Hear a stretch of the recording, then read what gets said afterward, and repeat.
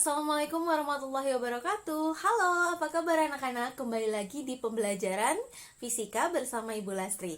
Nah, hari ini kita akan membahas materi lanjutan untuk momentum dan impuls. Kalau kemarin kita udah membahas apa itu momentum, apa itu impuls, nah hari ini kita akan membahas submaterinya, yaitu jenis-jenis tumbukan.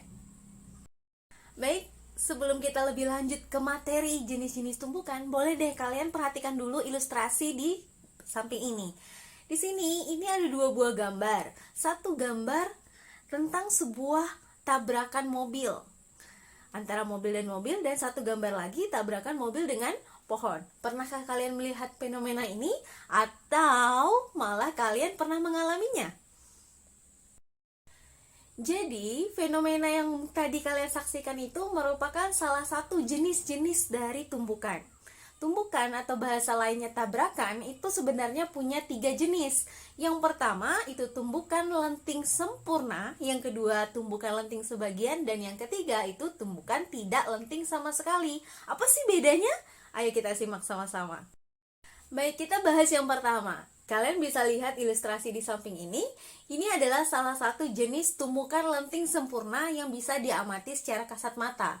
Jadi kalau berdasarkan kasat mata, kalau dia udah lenting, atau lenting itu artinya mantul ya. Kalau lenting sempurna berarti mantul sempurna. Ada dua buah benda yang berada, atau dua buah mobil yang berlawanan arah, kemudian bertemu, kemudian dia bertabrakan, dan akhirnya dia dua-duanya mantul.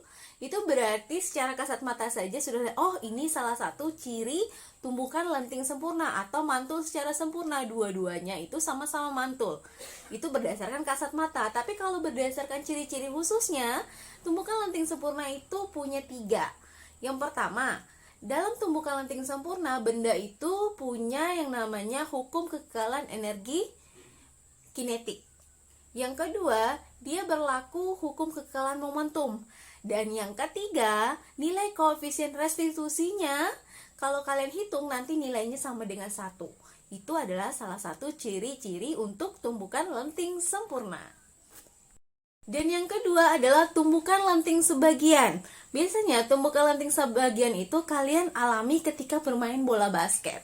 Kalian mantulkan bola basket ke bawah atau ke lantai, salah satu bendanya bergerak itu bola, kemudian lantai itu sebagai benda yang diam, kemudian yang mantul hanya sebagian atau hanya bolanya saja. Itu salah satu ciri atau contoh untuk tumbukan lenting sebagian secara kasat mata. Tapi kalau berdasarkan ciri-ciri khususnya, dia juga punya 3. Yang pertama, di sini berlaku hukum kekekalan momentum. Tapi yang kedua, untuk hukum kekekalan energi kinetiknya itu tidak berlaku. Artinya, ketika benda itu sudah bertumbukan, ada energi kinetik yang hilang atau ada energi kinetik yang terpakai.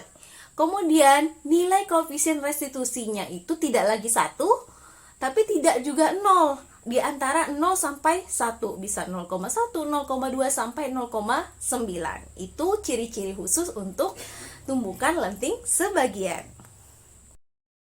Nah, yang ketiga atau yang terakhir itu adalah tumbukan tidak lenting sama sekali atau tumbukan tidak mantul sama sekali.